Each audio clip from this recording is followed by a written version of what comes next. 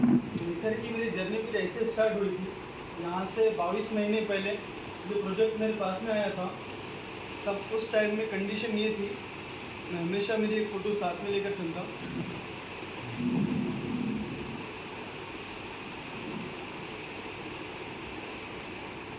Sir mixer में आने से पहले ये लाइफ थी। 16 शॉप चलाते थे मुंबई के अंदर। वहाँ में 4-5 ब्रांच थे। कारोबार माशाल्लाह अच्छा चल रहा था।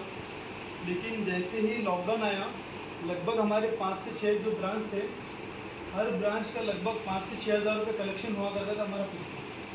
लेकिन जैसे ही लॉकडाउन आया, उसके बाद में एक बड़ी इनकम आना बंद हो गई।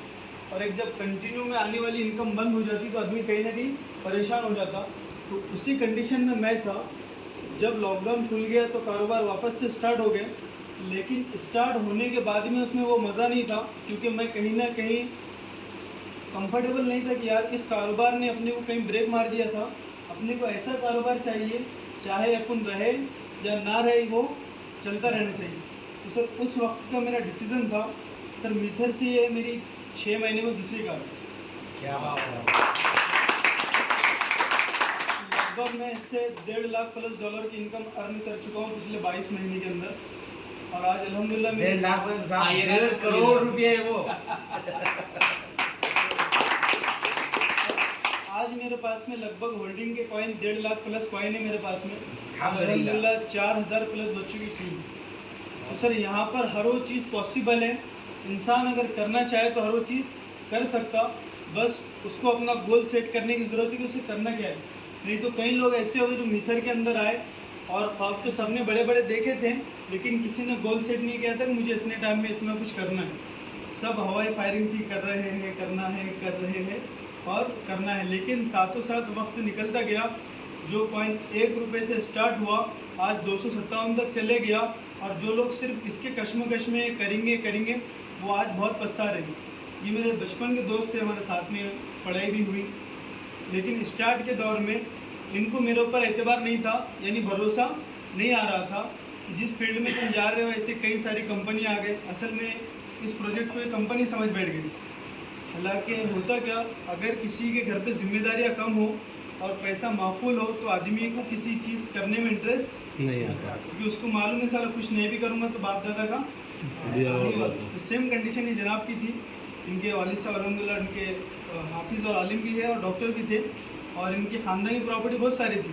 तो मैं चाह रहा था कि ये बंदा मेरे साथ में आ जाए, क्योंकि हर बंदे के अंदर एक क्वालिटी रहती।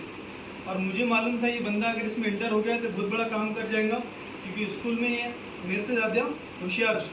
लेकिन ये बंदा इंटर हो रहा ही नहीं था। लेकिन जैसे वक्त के साथ साथ इन्होंने सारी चीज़ें देखी और लातूर में हमारी जो LDP हुई, उस LDP के बाद इन्होंने घर जाने के बाद में ऐसा डिसीजन लिए कि मेरे टीम में फर्स्ट इन्फिनिटी पैकेज इनका लगना है। क्या बात है। मिलेगी। तो सर मिथर के अंदर हर वो चीज़ पॉसिबल है, बस इंसान ने ठान लेना चाहिए। क्योंकि अगर इंसान ठान ले तो जीत है और मान ले तो हार। ठीक है, अब साहब बोलने का मौका दिया, बहुत बहुत शुक्रिया, जज़ाकमुल्लाह। तो साहब ये है वो प्रोजेक्ट जो 1-2 साल पहले जो बंदा सोडा बेच रहा था, आज PPT के ज़रिए इंशाल्लाह पूरी दुनिया में इनको दिखाया जाएगा और दिखाया जा रहा है। ये उनकी कार है जी। और मेरे वालिद साहब की भी इसमें फ़ोटो है। मेरे साथ साथ वालिद साहब भी डायमंड इसकी इंशाल्लाह ऊपर ऊपर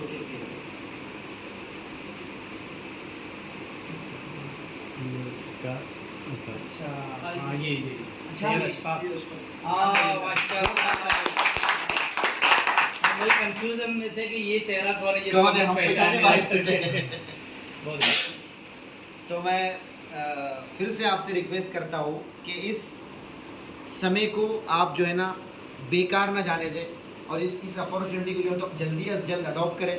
और सिर्फ अपने लिए नहीं, अगर आप डिसीजन लेते ना तो लाखों लोगों की ज़िंदगी यहाँ से बदल सकती है। जैसे रिजवान भाई का जो डिसीजन था, उनकी लाइफ तो बदल चुकी है, लेकिन आज 4000 घर ऐसे हैं जहाँ रिस्क पहुँचने का ज़रिया जो है ना कहीं मिस्टर सैयद रिजवान बन चुके हैं।